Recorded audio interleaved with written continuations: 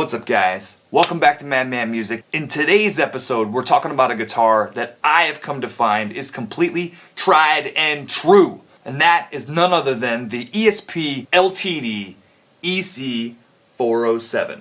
In a nutshell, this thing is affordable and it's an absolute tank. So, let's get into it.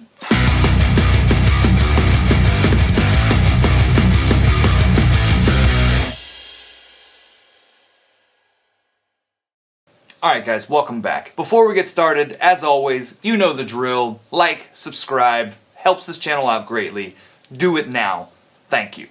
What can I say about this guitar? You know, I have been playing this very guitar, for about 4 years now. I got this guitar when I got my endorsement with ESP. I played another version of this guitar prior to that, which I'll talk about in a little bit. But man, if there's any guitar that I have ever played that has performed so well for me and held up through the test of time on the road with a band like Propane where we're playing every freaking day,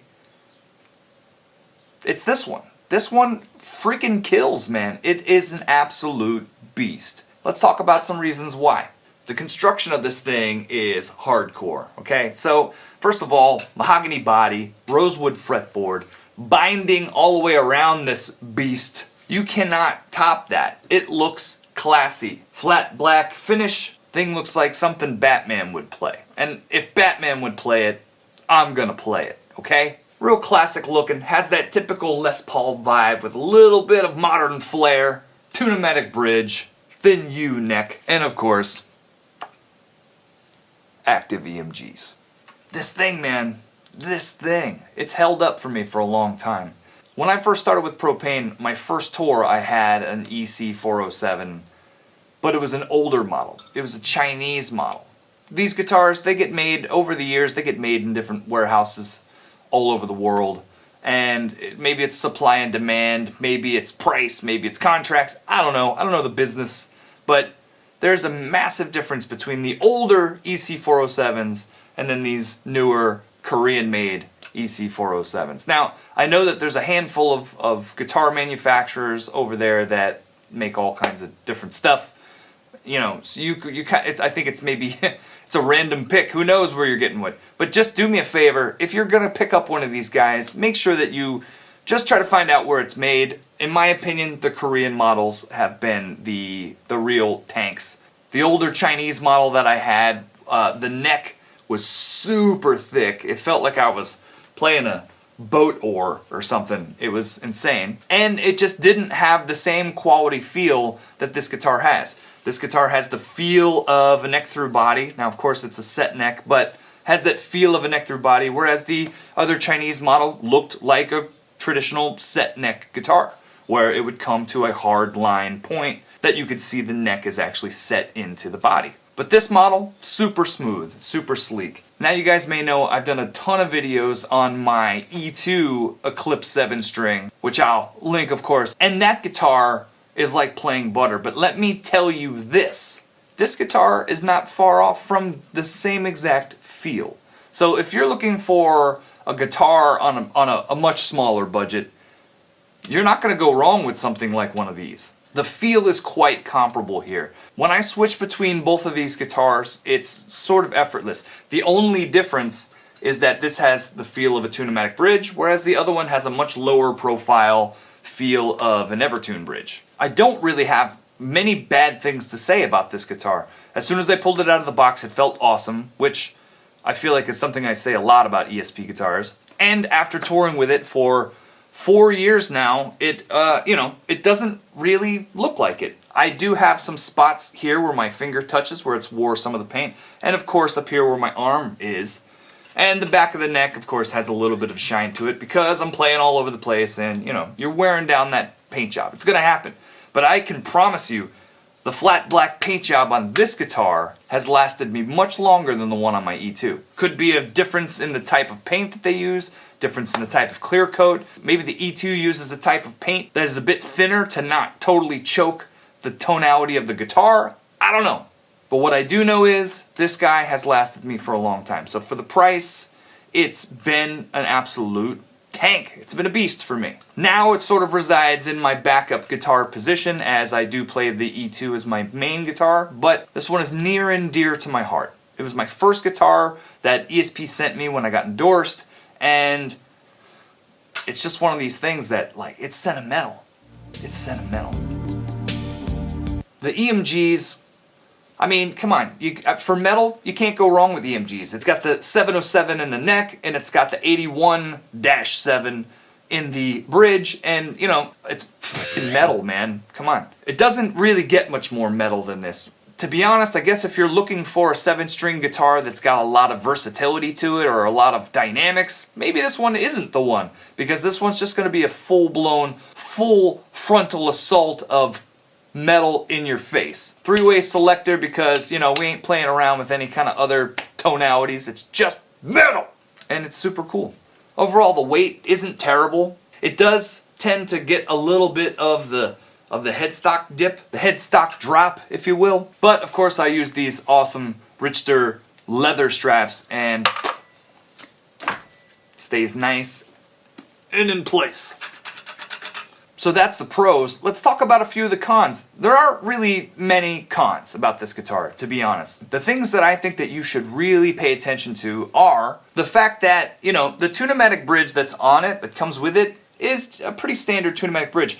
But I had a little bit of trouble having enough room to adjust the saddles to intonate my guitar properly. My fix for that is I went ahead and I bought a Tone Pros saddle. The tailpiece is still stock, but I just swapped out that saddle. And what's nice is that Tone Pros saddles are locking saddles, so once you get it in place, you can lock it and it's going to stay there. Highly suggest if you do pick up one of these guitars, pick yourself up a Tone Pros saddle because it will make a huge difference. The pickups, I mean, at some point I would like to maybe try some different things. I use passive pickups in my main guitar, so I considered possibly putting some passive Seymour Duncans in this thing that are in soap bar housings. Not sure what I'm going to do yet. I might play with it in the future, but for now, you kind of can't go wrong. If it ain't broke, don't fix it. You can't beat a set of EMGs on a metal-ass guitar. You just can't. But if I did swap them out, I'd try to swap them out for something like a Seymour Duncan Distortion Mayhem set, dual Duncan distortions, and I'd, of course, put a little coil tap in there because you guys know that I love that sound. Moving on, rosewood fretboard. Now, I don't know if the newer models are going to have a rosewood fretboard because rosewood, for a little while, was on the verge of extinction because it was being overused. So you've probably noticed a lot of your favorite guitar manufacturers moving over to some other types of alternative light brown sorts of woods that aren't quite as appealing as rosewood. But if you find a model that's a couple years old, it will have the rosewood fretboard, which of course looks very nice and dark and moody. Moving on up, here's the thing that I just can't stress it enough that it annoys me to death, that when you're buying that kind of like low to middle tier range guitar, they're always putting these plastic nuts. Plastic nuts suck, man. They're the worst. They don't self-lubricate, they wear down really fast, and what happens is the string winds up getting pinched inside of the nut, so when you're trying to tune, it will stick, and then all of a sudden, it'll pop out like that. It's terrible. It's the worst. So, plastic nuts, this is actually something on this guitar I haven't been able to upgrade yet, but I plan on it. I have a few guitars, actually, that I need to get this upgrade done. Unfortunately, this is an upgrade that maybe I feel is a little bit out of my league to do myself. Maybe not. I mean, I guess it's not really that difficult, but it's one of those things that I would probably suggest leaving to a luthier, a guitar professional, somebody that really knows how to set this thing up correctly. Because really, ideally, you want somebody to make you something custom that fits to the guitar exactly and has the same specifications, just without the cheaper material. And lastly, of course, you know what I have to say. You know what I have to say. The locking tuners, man. Locking tuners. Locking tuners. This guitar does not come with locking tuners stock. So, at the time, when I was still living in the States, I struck a little deal with my friends over at Spurzl, and they hooked me up with a couple of pairs of these for a few of my guitars. But in this case, we have some Spurzl locking tuners, which have been pretty good. They certainly look cool. They're nice and low profile. But, of course, you know, I've said it a million times. You can check out the video above. These things, I think, are essential, especially if you're a touring musician. If you need to get through string changes fast and you need them accurate, I mean, locking tuners, period. People can argue with me until they're totally blue in the face. When the string doesn't have to actually wind around the entire pole, it just goes in and it's in tune, that is less room for it to slip out of tune. So your guitar will stay in tune better, and you're just going to fly through string changes. I've said it before, I'll say it again, I really don't know why this isn't something that's just standard. There's maybe a handful of people out there that might still prefer a traditional tuning machine as opposed to locking tuners. I don't know. You know, my mom always said, if you can't say something nice, don't say anything at all. And that's about it. I don't think I would upgrade much else outside of what's already going on here. Now, it's a pretty simple guitar. I guess you could say I've already sort of upgraded a lot, but really all I've upgraded was the bridge and the tuning machines, and I would like to upgrade the nut. At some point, maybe if I'm feeling a little crazy, I will consider upgrading the pickups. For now, I don't need to, because, you know, they're EMGs. They're high output, they're active. This thing is just going to pummel you in the face the whole time that I'm playing it, so it's kind of like, don't really need to change them. But at some point I might feel a little daring, and I might try something new. So, we've heard enough about the pros and the cons and my opinion on this thing. Let's hear how it sounds.